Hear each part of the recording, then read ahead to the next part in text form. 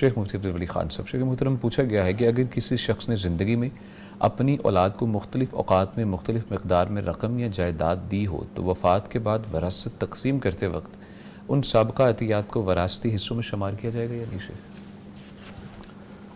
باپ نے اپنی زندگی میں مختلف بیٹوں کو بیٹیوں کو اور مختلف اوقات میں پیسے یا اس طرح کی چیزیں دی ہیں، اس کی نوعیت کو دیکھا جائے گا۔ اچھا شیخ۔ بعض اوقات یہ ہوتا ہے کہ بیٹے کو باپ نے پیسے دے دیے ہیں کافی مقدار میں، لیکن یہ بطور نفقہ کے ہیں، بطور اس کے جو اخراجات کے ہیں۔ وہ پڑھ رہا ہے باہر کسی ملک میں پڑھ رہا ہے تو اس کے لیے 10 لاکھ روپے بھیج دیے۔ اچھا، اب 10 لاکھ سے بعض جگہوں میں پرانے زمانے میں تو پلاٹ مل بھی جاتے تھے۔ ہاں جی شیخ۔ اچھا، اسی طرح یا اس کے اور ضروریات ہیں، اس کی شادی ہو گئی تو شادی پر اس کے پیسے لگا دیے گئے، یہ بھی نفقے میں آتا ہے۔ تعلیم پر پیسے لگا دیے، یہ بھی اس کے نفقے میں آتا ہے۔ وہ بیمار ہو گیا، لاکھوں روپے اس کے اوپر لگ گئے، یہ بھی نفقے میں آتا ہے۔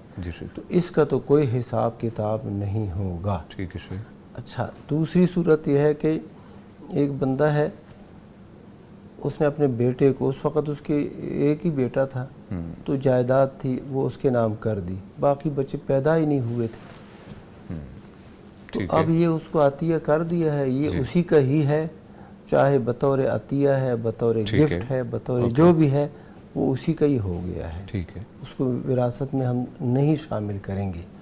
تیسری ایک صورت یہ ہے کہ باقی اولاد بھی موجود ہے، اس نے ایک بیٹے کو پلاٹ دیا ہے یا اس طرح کوئی نقد رقم اخراجات کے مد میں نہیں، ویسی گفٹ کے طور پر دیا ہے، یہ جو پیسے ہیں یہ باپ کا ایسے دینا یہ جائز نہیں تھا، یہ جائز نہیں تھا۔